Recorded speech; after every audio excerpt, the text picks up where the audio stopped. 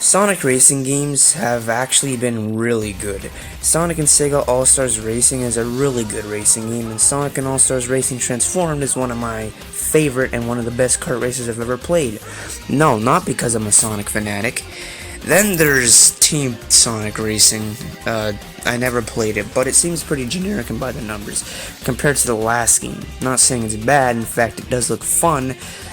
The thing about me is that I never truly think something is bad till I tried it, which is why I bought Sonic Forces. Never knock it till you try it, as they say. Anyway, not sure how to smoothly transition to Rider Zero Gravity, so let's just move on. I actually got this game like a week ago from when I'm writing this, and it's my most recent video game ever, which is why I'm writing this before the Galaxy review because, well, this game is fresh in my mind. So my history with the Sonic Riders series, which by the way, yes, this is a trilogy of games. The first Riders I've never played, mostly because when I was younger I thought it looked awful. The sequel, Zero Gravity, which is what we're playing today, I thought it looked cool, but for some reason, I never asked for it before now. Then there's Free Riders. I actually did play this one, but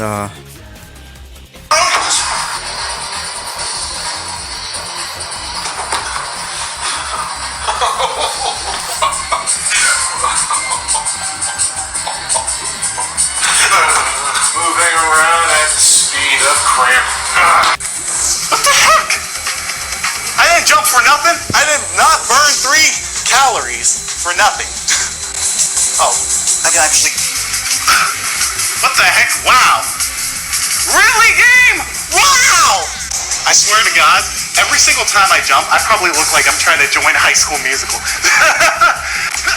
Ton of tricks. What the niggles are you doing? Wow! Alright. anyway, yeah, sorry for the horrible audio quality, by the way. I'm not sure if I'm gonna actually add that in the video or not, but that was just to show you how unplayable that game is. Anyway, I mean, the main theme, I'm Free, or Free in the Wind, whatever the heck it's called, is actually pretty good, but other than that, yeah, Free Riders is garbage. It's just garbage. Anyway, when I was watching Zero Gravity reviews, almost all of them said they would recommend the PS2 version or the Wii version with a GameCube controller, because they say the motion controls are terrible, which worried me because I don't have a PS2 or a GameCube controller, so I figured it can't be that bad. So about half a week later, and it's finally in my hands. I had multiple reasons as to why I was excited for this game. 1, well, I haven't gotten a new Wii game for years. 2, the game looks fun. And 3, finally, a new Sonic game I've never experienced before. I sort of consider myself to be a Sonic collector, even though I definitely don't have all the games, because that's nearly impossible for someone like me. It just feels like I've played them all. When you have a lot of games in a series, it kind of starts to feel like you've played them all. And thanks to this big Sonic drought that we're going through, there hasn't really been any new Sonic games aside from Team Sonic Racing and Colors Ultimate. Point is, it's exciting to play a Sonic game that I've never played before. So without further ado, let's just, well, get on with the game. So basically, a meteor strikes down into a facility later known as Mediotech, which is a company that Eggman made, and it touches an army of robots. Then they go on a rampage. Yep, that's the story. Okay, let me dissect this. 1, why and how does Eggman have a company that is also in charge of the police force? Pretty sure an active criminal shouldn't be in charge of the authorities. Also, this plot... God. The plot is that robots go on a rampage.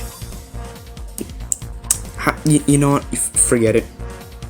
Anyway, so Tails, Knuckles, and Sonic are on their way to Megalo Station, a location that's never explained or even mentioned again. And in a tunnel, they get attacked by these all-powerful robots. And I mean, Sonic could just, homing attack the robots. Seriously though, Sonic's been destroying robots since, I don't know, the first game. That's his thing. So what's so special about these robots? It's like if Goombas started terrorizing the Mushroom Kingdom and Mario couldn't defeat them. Also, Sonic, why do you sound so chill? And another thing, when Tails drives in the elevator, Sonic is like, watch out. Shouldn't he say something like, get ready? And another thing is, this explosion should have killed them. Also, Knuckles, that is not how your glide works. What the freak? Anyway, so Sonic falls to his death until we find out that the stone has magical gravity powers. Also, I should probably mention this, but the robots are looking for these stones, so my question is, why didn't the robots pick up the stone that was right in front of them? Also, how the heck did Tails get it? So later on, we learn that these zero gravity rings are actually called the Ark of the Cosmos, and Jet and his friends are hell-bent on retrieving them. By the way, if you don't know who Jet and his friends are, they're basically Sonic's rivals, characters introduced in the first Riders game, well, to be Sonic's rivals. That's pretty much their entire character. Anyway, so it turns out one of these rampaging police bots actually has one of these Ark of the Cosmos. God, that name sucks. I'll just call them gravity rings. So at one point, Sonic and Jet storm Mediotech because they think Eggman's behind this, cause no shit. But turns out he's not. Meanwhile, Storm and Amy get split up and police crap. Anyway, so turns out where was I? Meanwhile, sorry about this, Storm and Amy get split up and the police bot I mentioned earlier attacks them, but the thing just explodes, and Storm snags the gravity ring and hightails it out of there. Blah blah blah, bunch of Babylonian legend crap in an expedition, I don't care really. The same police bot that exploded takes all of the gravity rings and takes it to takes it to this garden place and forms a black hole for some reason. Yeah, this plot is just all over the place and it's just stupid, but whatever, it's a racing game, so let's just move on to that. One of the reasons why the original Sonic Riders wasn't the most successful or critically acclaimed game is because apparently it was far too complex, or I guess in other words, it had a high learning curve. Sorry. The game did a poor job of actually explaining its mechanics, in that it didn't leave the best impressions on players. So to fix the issues, they just simplified the hell out of the sequel, and since I never played the original game, I can't make any comparisons. I sort of had a difficult time learning how the game worked, but oh well. Most racing games are pretty identical to each other, but this one is pretty different. Except I wish the acceleration was done with the 2 button like most other kart racers like Mario Kart Wii, but it's fine. Probably wasn't done like that since the 2 button is mostly used for doing tricks. Tricks are identical to say something like Mario Kart Wii. Simply press the 2 button when at the edge of a ramp, but the trick system also has a ranking system built into them. The closer you are to the tip of the rank, the higher and cooler your trick is, and the better the rank is. And the highest rank is an X rank. Why do the ranks matter? Well, it's because it fills up more of your gravity gauge. What's the gravity gauge? Basically allows you to do 2 moves. The first is pretty much this game's drift. When you need to do a tight turn, press and hold the 1 button, and you get suspended in the air. Let go of 1, and you launch in the direction you're facing. Overall, it's a decent move. I much rather regular drifting, but it's fine. I think the move is also the reason why they made the turning absolute garbage to make sure players would use this move, which is a dumb move. I know I've been saying move a lot. Sorry, I thought I had to burp. To say the least, I mean, you guys already got rid of the drifting, but to make the default turning awful for that is just not a good idea. Doesn't matter who you're playing as or what board you're using, the turning will always be bad, which is why you want to keep your gravity gauge up. Now the second move is called a gravity dive. When you're riding through the air when you're riding through a big stretch of road, shake the Wii remote and blast off at blistering speeds. To keep it going, you have to collide with stuff that's in your way. This is a cool idea in concept, but the problem is that the meter control is terrible. If you're using the D-pad, then you have to awkwardly mash the D-pad to actually collide with something. It's hard to explain. I should probably talk about the control methods. First, you have the motion controls like games such as Mario Kart Wii. You use the Wii remote and you have to tilt left if you want to go left and tilt right if you want to go right. This control scheme is perfectly fine, but I use the D-pad for this playthrough. However, and it's pretty annoying when I turn left with the D-pad and then I actually tilt my remote right, and sometimes the game just doesn't know what to do, so either I go in the wrong direction or the game stops. I mean, to a screeching halt, like I just completely stopped. And then there's other times where I just completely stop out of nowhere for no reason. It didn't happen all the time, but still kind of an annoying flaw. Damn it. So what else is there to talk about? Oh yes, different character types. So this game has 3 different character types: speed, flight, and strength. For example, Sonic would be a speed character, Tails would be a flight character, and Knuckles is a strength character. What do these types do? Well, each character has an upgrade system, 3 of them to be exact. First is max speed, which is what you want in a racing game, so not sure why this is the first and cheapest one. Next, the character's type ability, or special ability, or whatever. For example, with speed characters like Sonic, the second upgrade gives you the ability to grind on rails, which replenish your gravity gauge and makes for great shortcuts. Knuckles' upgrade is the ability to punch stuff, which is exclusively for shortcuts, and Tails, who can fly through special rings to take shortcuts. This idea is actually really cool. It gives each track lots of replay value. Plus, each track is really expansive with plenty of branching paths and shortcuts. It's pretty cool. Oh yeah, the third upgrade expands your gravity gauge. It's pretty useless, but whatever. But whatever. Now, how do you upgrade? It's simple. You just collect a certain number of rings. Because of this upgrade system, you really don't want to get hit or fall off the track. Speaking of getting hit, this game has items and they all suck. There are barely any items. Most of the time they just fill your gravity gauge or give rings, which is useful, but the items themselves, well, there's a bomb you throw ahead of you. It's fine.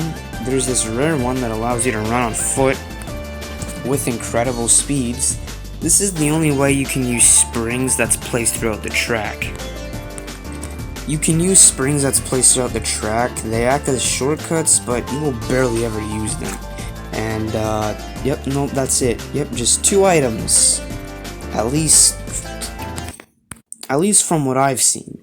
I think that's everything. There is a battle mode, but I didn't play it at all. Maybe I did for like 5 minutes. They're not that fun.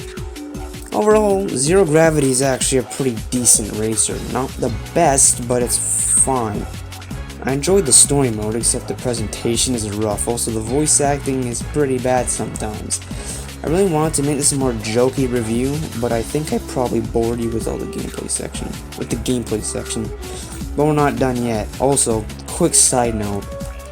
I am so sorry that I keep messing up with my lines. I don't know why I'm doing so bad, but anyways, let's just move on with the soundtrack. The soundtrack is, fine. Nothing really bad in here, but like Black Knight, it's all really forgettable. But a cool thing they do is whenever you use one of the gravity moves, it like changes to a different part of the song for each track just has 3 versions of the song. Point is I like how when you use the gravity move, it stops the music completely. Then when you blast off, it picks up at a different part. It's a nice touch. The main theme on Gravitified, I don't know if that's the proper way you say it. Anyways, it's a fine song. I'm not the biggest fan of it, but it's okay.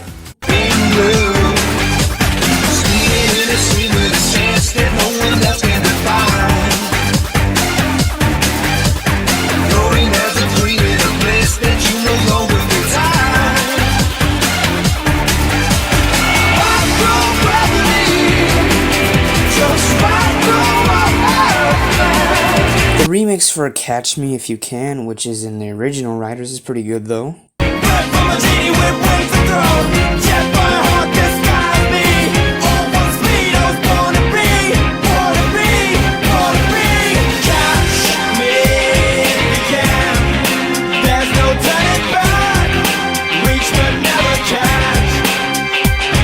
the presentation is Oh boy. Okay, this came out in 2008. Same year as Sonic Unleashed, and the comparisons... Yeah, Zero Gravity is rough, even the CG cutscenes, while yes, they look fine, they just don't compare to Unleashed. Actually, sometimes they just look jank, and sometimes the music is just too damn loud in the cutscenes. Not sure if that was a reference to Adventure 2, which also had really loud music in the cutscenes, or they just suck at audio mixing. Yeah, probably the second one. Man, oh man. Just gotta love how in this cutscene, the gravity ring just pops into frame when Amy drops it. It's amazing. Also love how in this cutscene when Jet steals his gravity ring, they almost die from the worst and slowest trap of all time. Like, oh no! Oh no, look how slow the pedestal thing is moving. Seriously, that thing moves in the ground so slowly, you could just take the treasure and just run. Oh no, here comes the slow-moving boulders that I could just, you know, step to the side. God, this cutscene is it's just funny. That's all I got. Oh, this is even better. So in this other cutscene, Eggman sneaks into Jet's airship somehow, right?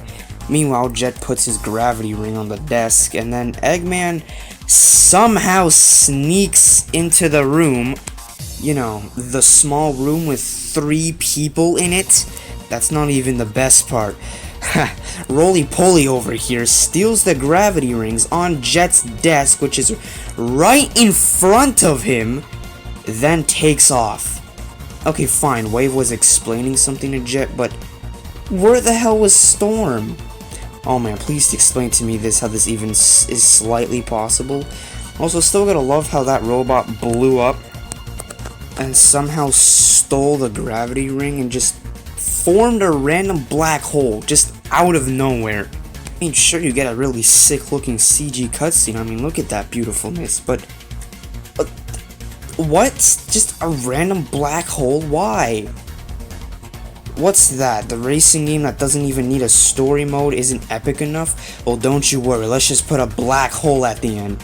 Like, sure, Tails explains how and why the black hole formed, but whatever, man. Another thing, Sonic could have just homing attacked the already damaged robot. And if Sonic can't fight in this universe, then why don't they just team up on it? Damn it. Why don't they just team up on it and they have a... Frig! Why don't they just team up on it? They have hoverboards, for God's sakes. Anyway, I should really wrap these things up because I'm doing so bad with this. Sonic Riders Zero Gravity is a decent racing game. It has flaws and problems, but at the end of the day, I enjoyed myself. But there's really not much content here. I mean, there's only 14 tracks, which is disappointing. But is it worth playing?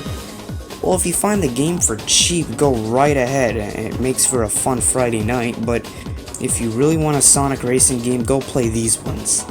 All of them is great fun with family and friends, especially Transformed. Sonic and All-Stars Racing Transformed is a really good kart racer. And I'm about to make a really bold claim here, but I think it's better than Mario Kart. Mario Kart 7 to be specific. Sorry if I gave you a scare there. I say Mario Kart 7 because that was the newest Mario Kart game at the time. Anyway, if you find Zero Gravity for cheap, or if you stick with emulators, then I recommend it. Just please, for my sake, no, for your sake, do not play Free Riders. Oh my god, do not play Free Riders. Also, sorry if this video turned out really long. Of course, I'm not really sure if it did or not, but if it did, I apologize. I'm assuming it's long because I have a lot of notes, but yeah, you know, the drill, but yeah, frig! This is another reason why I need to wrap this up. You know, writing down scripts and reading them off a laptop, by the way, what I'm saying is unscripted, so bear with me here. Writing things down, like, as a script and then reading it for the video, it's something I gotta get used to. Like, it's something that takes time, and I think I really slurred my words. You don't know how many times I had to trim a video because I messed up at the end. Because I'm like, as I'm reviewing the game, I'm splitting the overall video into smaller videos, and then I just kind of patch them all together to edit them. Anyways, yeah, I apologize if I keep on messing up my lines or if my line delivery is just weird at some points. And also sorry if sometimes I'm really loud and my S words are just...